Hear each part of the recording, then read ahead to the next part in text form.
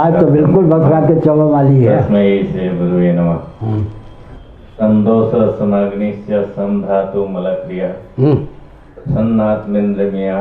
प्रसन्नात्मेन्द्रियमना स्वास्थ्यते विधीयते। भगवान को शब्द सम हो जिसको स्वास्थ्य अच्छी स्वास्थ्य कही जा सकती है। बैठ ये अब वैद्य हो गए डॉक्टर।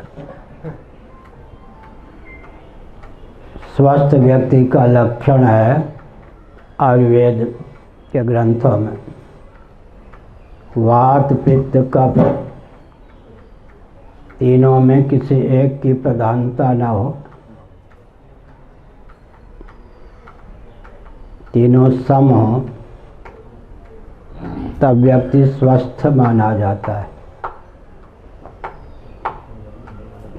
कल मैंने कहा था या परसों यहीं पर, पृथ्वी और जल, पृथ्वी ले लेंगे, अन्न हमारे जीवन में अन्न और जल के दूषित संघात से, तालमेल से कफ नामक रोग की प्राप्ति होती।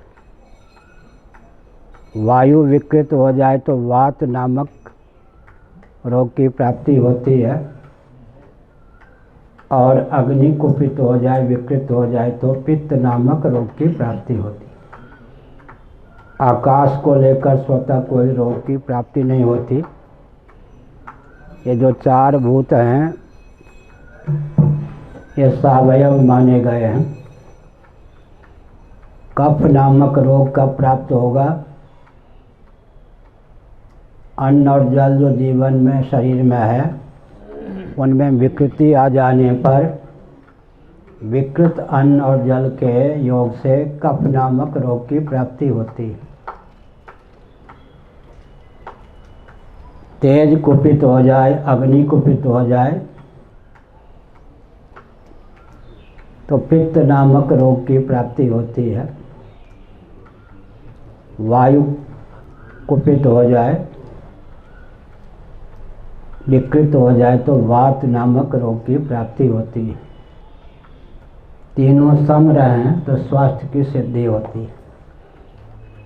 ऐसा ही दर्शन के ग्रंथों में लिखा है कि सत्व रजस तमस तीनों सम रहें तो व्यक्ति स्वस्थ माना जाता है। वात पित्त कफ ये तीनों सम रहने पर निरोग व्यक्ति माना जाता है। तीन शरीर हैं, तीन प्रकार के रोग हैं। कारण शरीर अविद्या नामक रोग से ग्रस्त है। सूक्ष्म शरीर आदि मनोविकार नामक रोग से ग्रस्त है। स्थूल शरीर व्याधि नामक रोग से ग्रस्त है। आदि व्याधि अविद्या तीनों से जो मुक्त है वो स्वस्थ है, जीवन मुक्त है। अगर शरीर में व्याधि है तो तत्व आयुर्वेद जो है वो दर्शन शास्त्र के अंतर्गत है, वेद के अंतर्गत है। उसमें पंचभूतों के आधार पर चिकित्सा चलती है। तो हमने बताया कि वात पित्त कफ को लेकर रोग की प्राप्ति होती है। तीनों में विकृति आ जाए तो उसका नाम है सन्निपात। रोग के चार भेद होते हैं। उधर भीगना मत, इधर आ जाओ। रोग के चार भेद होते हैं। वातज वात रोग, पित्त जन्य रोग और कफ। कफ का अर्थ हो गया पृथ्वी जल, अन्न जल के दूषित संघात से कफ रोग की प्राप्ति होती है। जठरानल में विकृति आ जाए, शरीर की अग्नि में विकृति आ जाए तो पित्त नामक रोग की प्राप्ति होती है। वायु कुपित हो जाए तो वात नामक रोग की प्राप्ति होती है। वात के 49 प्रभेद होते हैं, 49 मरुदगण, तो वात रोग के भी 49 भेद भी हो जाते हैं। 7 होते हैं, फिर 7 को 7 से गुणा कर देने पर वात रोग के 49 प्रभेद हो जाते हैं। ये सब है। तो वात पित्त कफ तीनों सम रहे और तीनों में विकृति आ जाए तो सन्निपात। रोग के कितने भेद हो गए? 5 भेद होते हैं।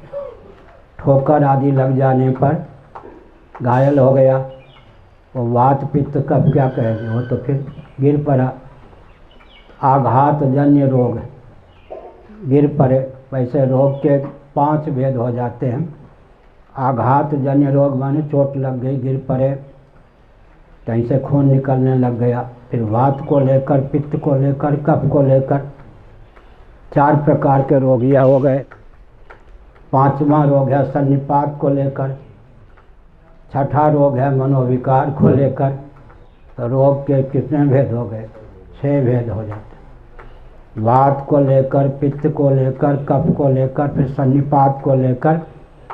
अब मनोरोग, इधर चोट आदि लग गई तो रोग कितने प्रभेद होते हैं आगे।